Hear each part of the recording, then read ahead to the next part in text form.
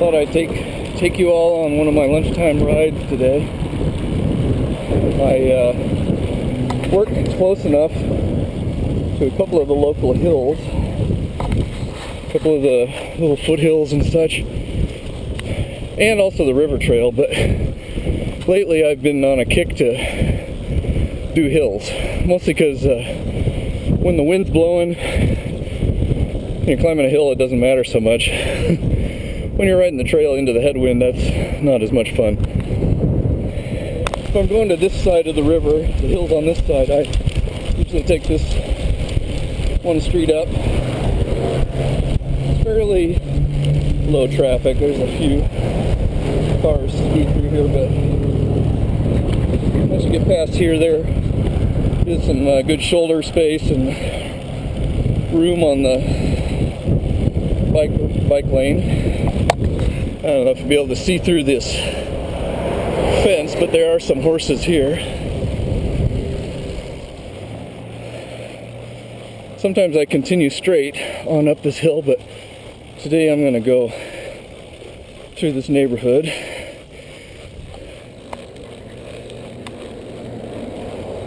Drivers behave themselves pretty well here.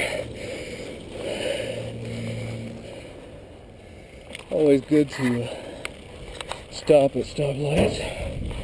Drive like you're a car, because you're a driver. It makes you more predictable to automobilists.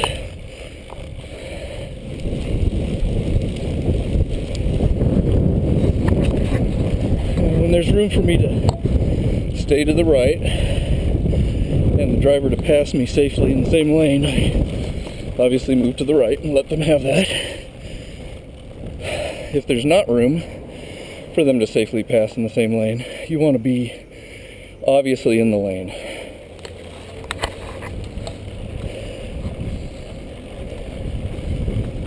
Another thing is sometimes there's a lot of debris, sticks, rocks, broken glass in the bike lanes because they all get swept in here from the cars. A place like this where you see the dash line, that's not just for cars to merge into the lane, that's for bikes to merge into the lane. And where nobody thinks they can squeeze past me in this lane, which at least makes them act a little more safe. If you have to go around something, signal, make sure that car behind you know you're going around.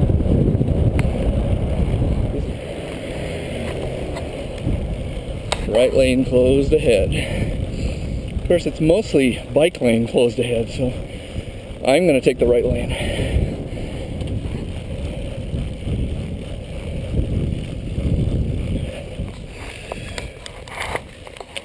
Climbing a hill, climbing a hill, climbing a hill.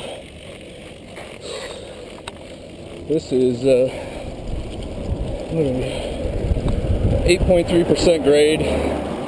Not the worst, but enough.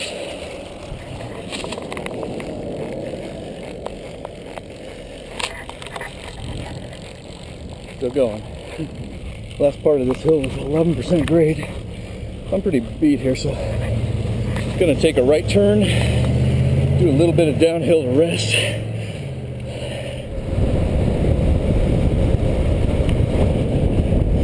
Still coasting about 28 miles an hour. Keep my momentum up here until I climb this short hill.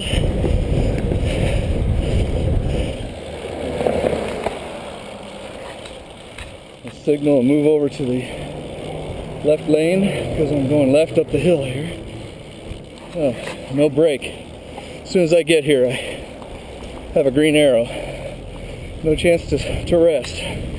Some people have asked me from time to time what things I have on my trike. As good as time as any since I'm going up this boring hill. I keep a little pedestrian bell to scare the pedestrians so that my air sound doesn't scare them out too bad, but it works great for cars. And I didn't actually do this, but my friend who I bought this trike from had installed these mountain bike extension handles. Great place to mount your mirrors as you see here too. And I also have my GPS, my Garmin unit, mounted on there with the rubber band bracket mount. I tried to not go anywhere without my headlights and my tail lights. They're older Donati 400 headlight and tail light, 400 lumens, so they're bright enough for daytime visible. I mean, the tail light obviously is something people think about. The headlight is not always something cyclists think is super important, but personally I think that's almost as important, if not more important, because motorists don't always see you when they're turning left or pulling out of a driveway, and this really just gives them a little heads up. Alright, we're at the top of Village Center in Fairmont. Got another hill to climb. The other thing I didn't mention, my cadence pickup for my Garmin unit. I mounted there on the shaft. Hello, puppy. And tracks the RPMs that you're pedaling. Now the Garmin unit also has that extra little arm that on a conventional bike also assists in your speed tracking by measuring the speed of your wheel turning in the back, but obviously with a recumbent the pedals and the back wheel are far from each other. So I just rely on the GPS for the speed. There's about a 10% grade. Here you can see a little bit of the foothills behind the houses. The edge of civilization here.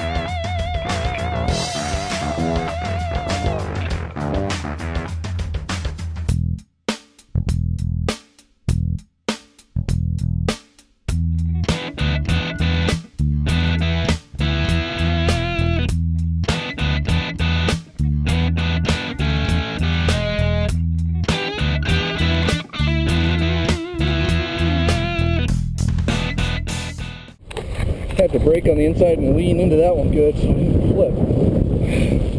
That's one thing I think they don't tell new trike riders sometimes. They think you're on three wheels, how can you flip over? You can. At high speed and at low speed sometimes, if you turn tight enough. You want to actually lean from your hips, actually pick your back up and lean into the turn, to the inside of the turn. And it's also good to brake primarily, or brake harder, or brake only with your right, maybe not only, brake harder with your, not your right, your inside wheel, whatever the inside of the turn is. That will slow your inside wheel, help keep it down on the ground, because if your inside wheel comes up, you're going to roll over, or you're going to become a bicycle. And trikes don't maneuver as well as bicycles when they're supposed to be tricycles.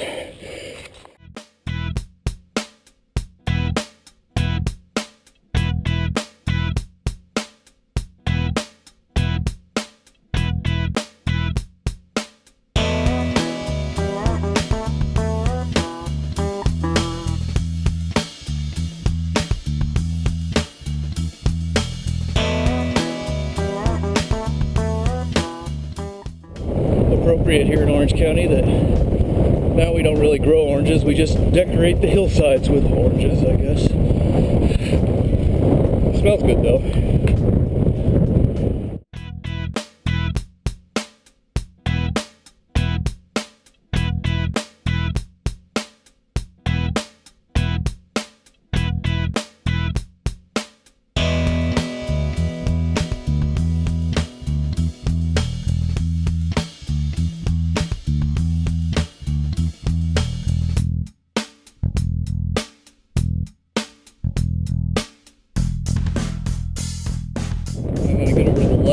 Signal to go make a left turn. This is part of the Yorba Linda bike trail, which is a nice little diagonal trail that cuts through the hills here. It's kind of back and forth. It's not real straight, but it's scenic and gets you past some intersections that you don't have to deal with. The only problem with these kind of trails, though, sometimes is they stick you right at the front of driveways where you're invisible to cars, but you gotta be careful. There's one section of the trail that's actually dirt. Sometimes I'll cut through the community center here, but the parking lot's kind of busy. Sometimes I'll do the dirt trail. Gotta watch out for that.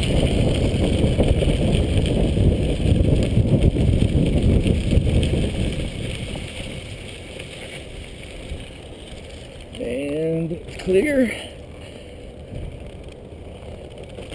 Continue on the little trail here, little trail system. Here's another one where you want to lean a little bit, just keep yourself from flipping. That one actually wasn't too fast, that wasn't bad, but it's always a good policy to lean first, because if you decide you have to lean halfway through a tip over, that's no fun. How you doing? Hi. Another place where it almost looks like you can't squeeze through. And another crossing.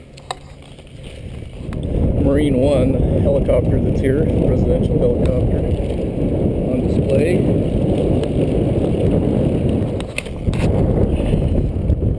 Trail continues on the other side of the street here.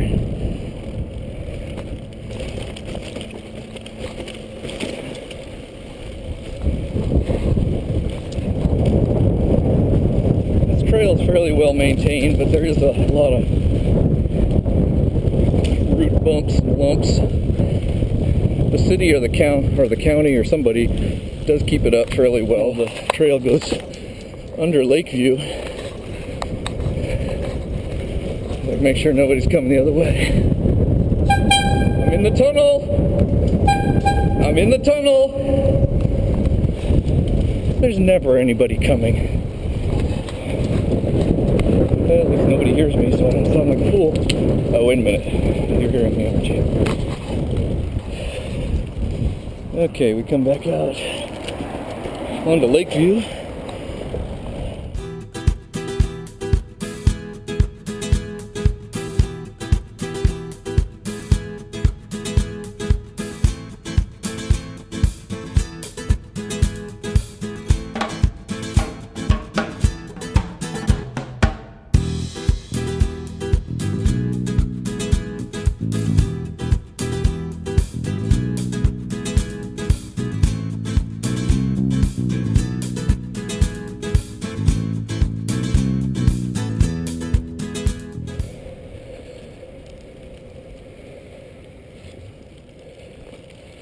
Kind of funny, they put stop for the cyclists, but they put stop lines for the motorists and no stop sign for them. How are you?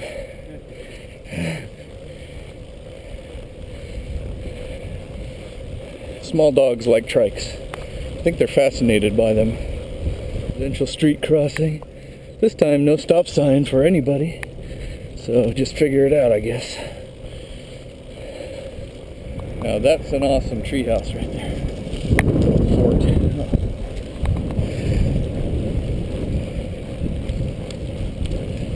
It's a equestrian center tucked back in here behind the trees. Stables and track for them. Oh, we get to go past a horse. Let's do this carefully and slowly.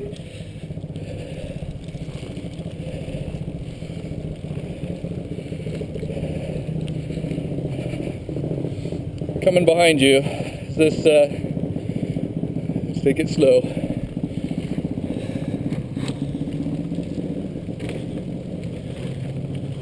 How you doing?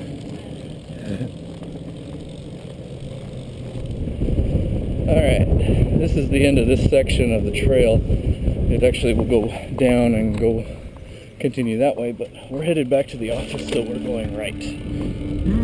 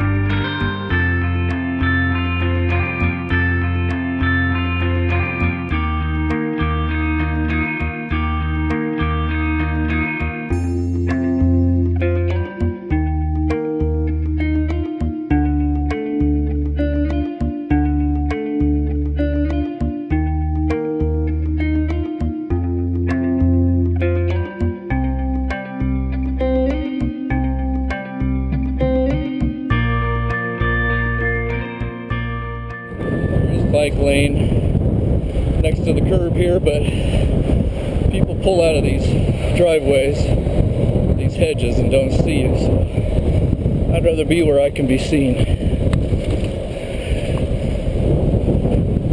In my opinion, it's not a safe place to be in the bike lane, and there you go.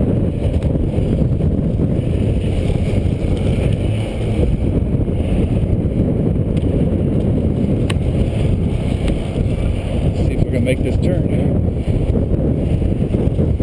Whee! Funny looking train.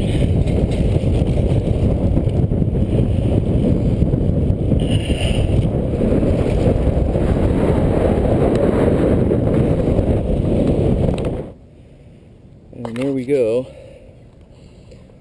861, 867 something feet of ascent or descent. And what did it say? 60 degrees, 61 degrees. Hour and 4 minutes, 13.6 miles. Don't tell anybody I'm 5 minutes late for work.